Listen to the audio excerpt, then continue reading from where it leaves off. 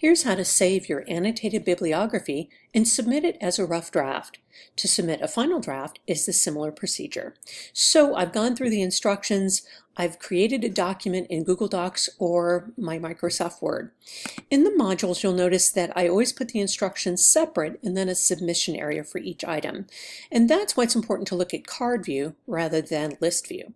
So I'm going to go ahead and click on Submit Rough Draft area, and it says, do I want to start the assignment? That means that they're asking me, do I actually want to submit my assignment? I've already started it. So I'm going to go into Google Docs first. So I've got my document. I have some fake summaries here. I didn't have time to do my full assignment, but I'm going to go over here to File, Download. I want to actually download mine as a portable display format, PDF. That saves the formatting better than if I download it as a Microsoft document. I'm going to go over here to my download window, and I'm just going to put it on my desktop so I know where it is.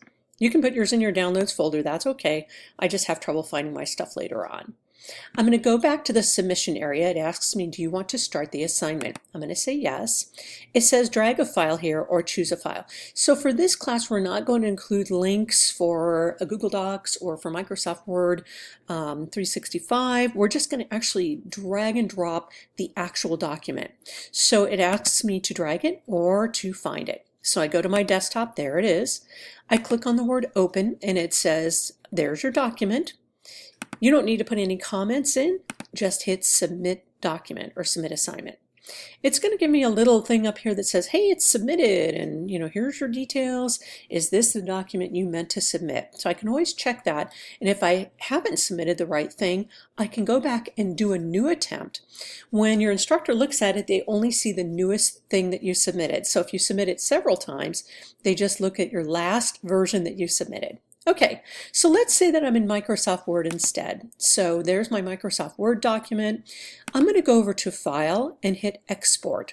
I'm going to download it as a PDF. And then it asks me if I want to for sure, or do you want to download it? I really do.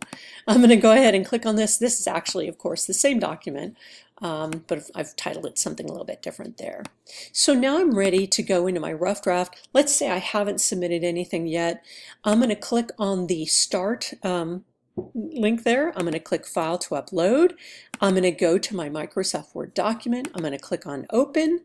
I'm going to agree to this little thing here. Click on Submit Assignment, and I'm done. So that's as easy as it is to actually submit my assignment to Canvas. Remember, your instructor only sees the last version that you submitted. And this strategy is the same whether you're submitting a rough draft or a final draft. Thanks.